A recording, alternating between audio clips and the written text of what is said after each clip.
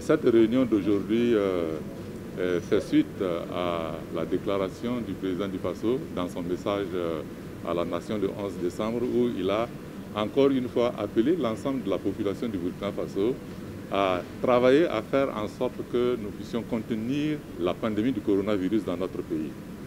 Et le comité s'est réuni et nous avons fait une évaluation du fonctionnement du comité et des résultats qui ont été obtenus depuis sa mise en place et surtout particulièrement depuis la tenue du Forum national sur l'adoption du plan national de lutte contre le coronavirus et voir un peu quelles sont les difficultés que rencontre le comité.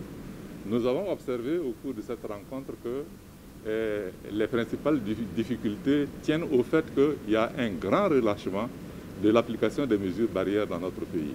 Et ce grand relâchement a eu pour conséquence une certaine recrudescence de la maladie au niveau national. De ce point de vue, il est important que nous rappelions, comme le chef de l'État a eu à le faire, à l'ensemble de nos populations qu'il faut respecter les mesures barrières. Nous avons travaillé à identifier les difficultés sur lesquelles il faut que l'on mette l'accent, à savoir la nécessité de remobiliser l'ensemble de la communauté des organisations de la société civile.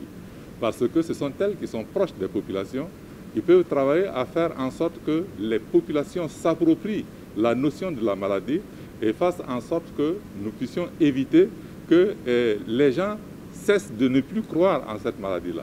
Nous devons dire que le virus est toujours là, le virus existe, nous devons vivre avec ce virus-là et il faut que l'on travaille à faire en sorte que nous puissions ensemble éviter d'être des facteurs de transmission de la maladie dans notre milieu à nous.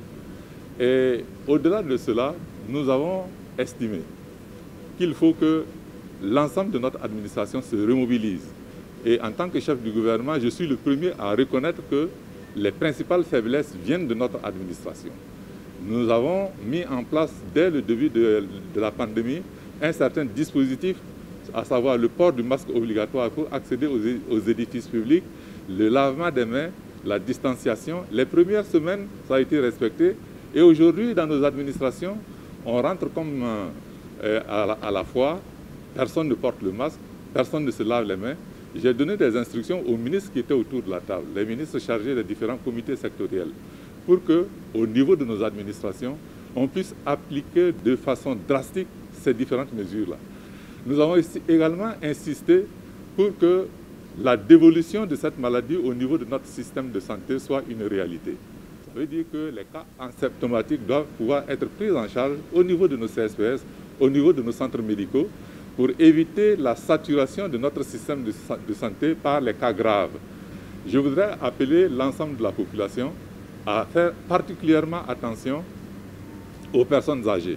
Les personnes âgées sont les personnes les plus vulnérables en la matière. Il faut que nous travaillions à faire en sorte que les personnes âgées soient protégées. Et lorsqu'il y a des cas qui sont identifiés dans une famille, que l'on prenne les dispositions pour faire en sorte que l'ensemble de la famille puisse être protégé. Et ça, c'est la responsabilité de chacun, du père de famille, de la mère de famille, des enfants à l'intérieur de la famille pour faire en sorte que s'il y a un cas qui est identifié, que l'on puisse assurer l'isolement de ce malade-là sans que ça ne puisse compromettre la vie de famille au niveau des cellules familiales.